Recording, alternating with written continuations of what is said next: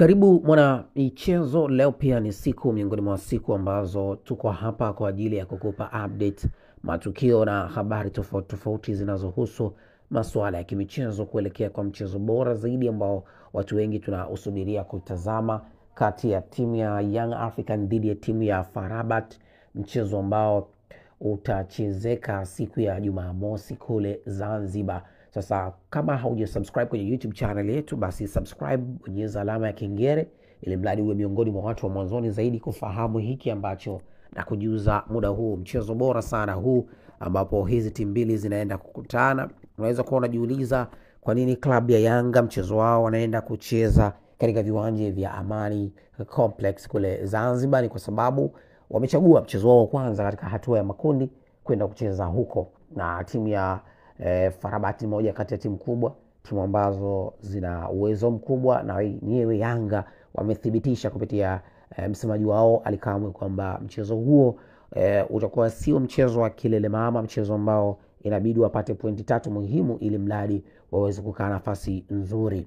Na tumeona wachezaji leo tayari wamepanda boti kuelekea Zanzibar kwa ajili ya mchezo wao huo. Tumeona kina Dennis Nkane, tumeona wakina Bisheri wakiwa tayari wamejipanga, wakina Pacome kuelekea katika mchezo wao huo dhidi ya Rabat, mchezo ambao utachezeka siku ya Jumamosi.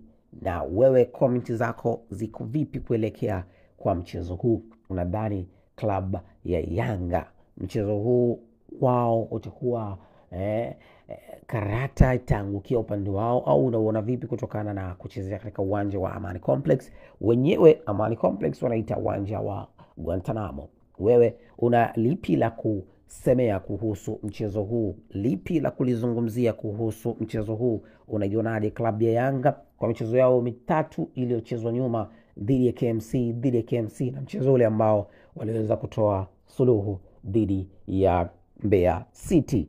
Mimi nikukumbushe tena na tena, muda wako ni huu. Subscribe, like na comment. Endelea kuwa na sisi, endelea kufuatilia kila ambacho kinakuwa kinakujia kupitia hapa ndani ya CWG Digital. Lakini kama ulikuwa haujawahi kusubscribe kwenye YouTube channel yetu, basi subscribe, kwa sababu ni vyema ukisubscribe tutaendelea kukujuza, kukupa taarifa na matukio mengi ambayo yanahusu masuala ya kimichezo, kwa sababu sisi tupo kwa ajili ya kutoa taarifa tofauti zinazohusu masuala ya kimichezo. Nikukumbushe, kuna baadhi ya wachezaji wataingia kwenye kikosi direct kule Zanzibar baada ya kutoka kwenye timu zao za taifa ambazo wanazitumikia. Hilo ndo ambalo nimeona bora pia ni kujuze upate kufahamu. Karibu kwenye CWG Digital. Hii ni CWG Digital.